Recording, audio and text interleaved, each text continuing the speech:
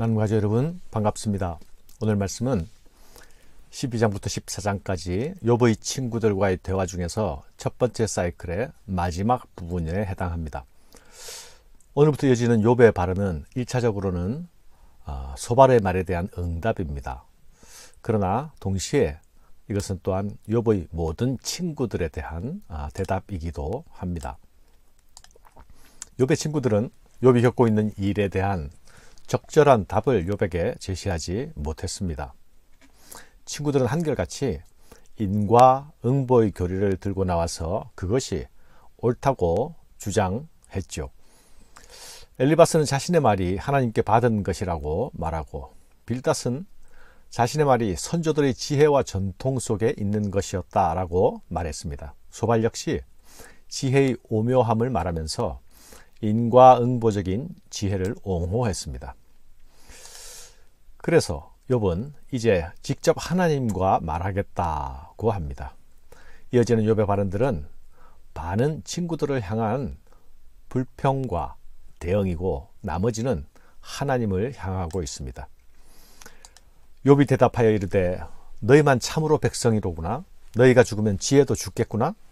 나도 너희같이 생각이 있어 너희만 못하지 아니하니 그 같은 일을 누가 알지 못하겠느냐. 욥은 친구들이 말한 지혜 정도는 자신도 알고 있을 뿐만 아니라 그 정도는 다른 사람들도 이미 알고 있는 것이라고 말하고 있죠. 하나님께 불러 아뢰어 들으심을 입은 내가 이웃에게 웃음거리가 되었으니 의롭고 온전한 자가 조롱거리가 되었구나. 평안한 자의 마음은 재앙을 멸시하나 재앙이 실족하는 자를 기다리는구나. 욥은 자신이 의롭고 순전한 의인임에도 이제 웃음거리와 조롱거리가 되었으니 인과응보의 교리는 맞지 않는 것이라 주장하고 있는 것이죠. 욥은 친구들의 공격 세례에도 자신의 순전함을 포기하지 않습니다. 대신 인과응보 교리의 문제점을 제시하고 있습니다. 욥은 친구들이 자신처럼 극심한 고난을 경험하지 못했기 때문에 일반론을 가지고 편하게 말하고 있다고 평가합니다. 이런 친구들의 말은 고난으로 완전히 망가지고 있는 사람을 모욕하고 경멸하는 폭력이 된다고 주장합니다. 이런 말은 똑바로 걷지 못하고 저는 사람이 넘어졌는데 이 넘어진 자를 또 때려서 넘어뜨리는 행위가 된다라는 것입니다. 욥은 재난을 멸시해도 좋을 만큼 평강을 누리던 사람이었습니다. 그런데 여호와의 법도를 따라 걷지 않은 사람들이나 맞을 법한 그런 재앙을 지금 맞이하고 있습니다. 이것은 하나님의 공의로운 체계가 고장난 것처럼 보이는 상황입니다. 하나님께서 불러서 기도하게 하셨고 응답도 받았던 그 욥에게는 아주 어울리지 않는 재앙인 것이죠. 그래서 욥은 이제 재앙을 경멸하는 친구들을 향해 반박합니다. 소발은 하나님만이 아시는 오묘한 지혜를 말했지요. 이에 대해서 욥은 짐승과 새들도 심지어 바다의 고기조차도 여호와의 손이 행하셨다는 사실 정도는 다 알고 있다고 말합니다. 이것들 중에 어느 것이 여호와의 손이 이를 행하신 줄 알지 못하랴. 인과응보의 원리가 세상 질서의 근간이라는 사실은 모두가 아는 사실이 아닙니까? 그러나 하나님은 악한 자를 혼내시는 손만 아니라 의인에게도 고난을 허락하시는 손을 가지신다는 사실은 소발은 모르고 있습니다. 사랑하는 여러분, 하나님의 판단은 절대적이며 또한 하나님의 판단은 자유롭습니다. 하나님은 창조세계 속에서 질서와 원리를 심어 놓으셨죠. 그러나 하나님은 그 질서와 원리 속에 갇혀 계시지는 않습니다. 하나님은 무한히 자유로우십니다. 하나님의 주권과 섭리는 우리가 판단하는 선악을 뛰어넘습니다. 그래서 우리는 그분의 일하심을 감히 예측할 수가 없는 것입니다. 사랑하는 여러분, 하나님의 일하심은 언제나 선하시다는 것을 여러분이 아시죠? 그러나 그분의 일하심 속에는 선한 자도 사용하시고 때로는 악한 자들도 들어 사용하시지 않습니까? 흑암의 세력과 혼돈의 세력마저도 하나님은 사용하십니다.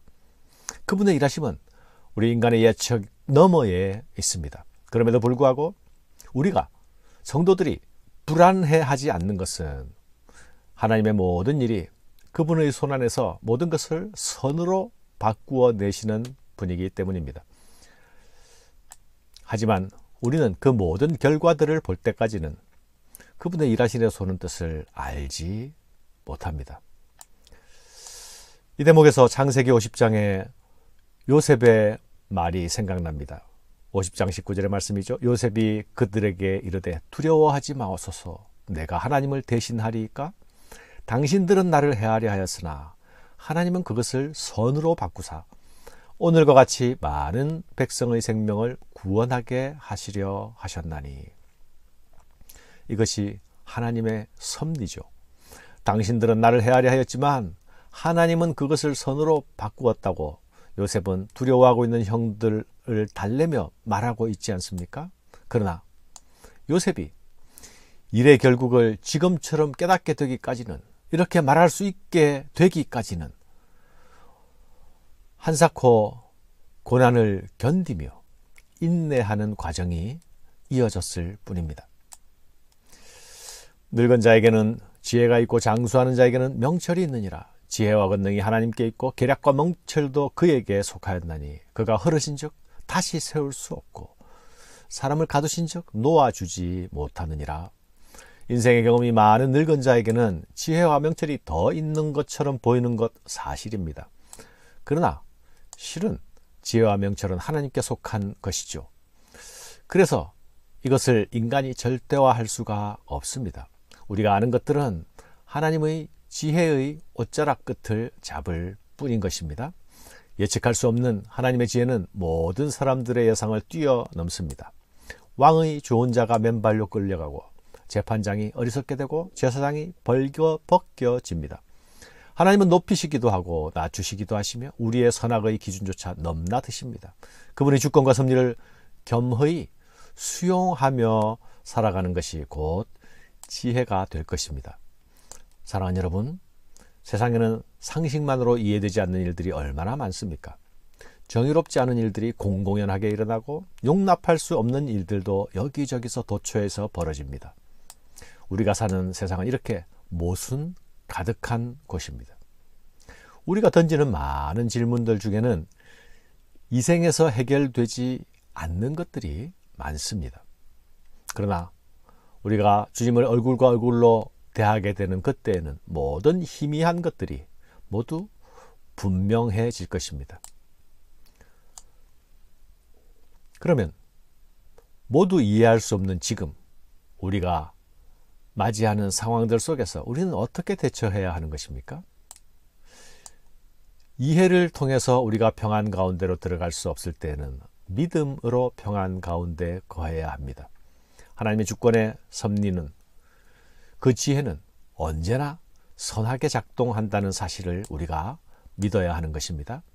이것은 수동적인 운명론이나 숙명론을 받아들이는 것을 의미하지 않는 것이죠. 우리가 하나님을 모두 이해할 수 없지만 하나님은 이미 그분께서 믿을 만한 분이라는 사실을 우리에게 분명하게 충분하게 보여주셨습니다. 그래서 어거스틴과 같은 신앙의 선배들은 이렇게 말했습니다. 나는 이해하기 위하여 믿는다. 상식으로도 이해되지 않고 원리와 규범과 지혜로도 이해되지 않는 순간에도 모든 것이 하나님의 손안에 있다는 사실을 믿는 자에게는 절대 절망은 없습니다. 절대 믿음은 우리를 절대 희망으로 이끌어 갑니다. 욥의 치열한 실험은 자신이 가진 하나님의 이해에 근거하여서 침침하고 어두운 가운데서 희미한 불빛을 찾아 나가는 처절하지만 아주 단단한 싸움이며 씨름입니다. 감사합니다.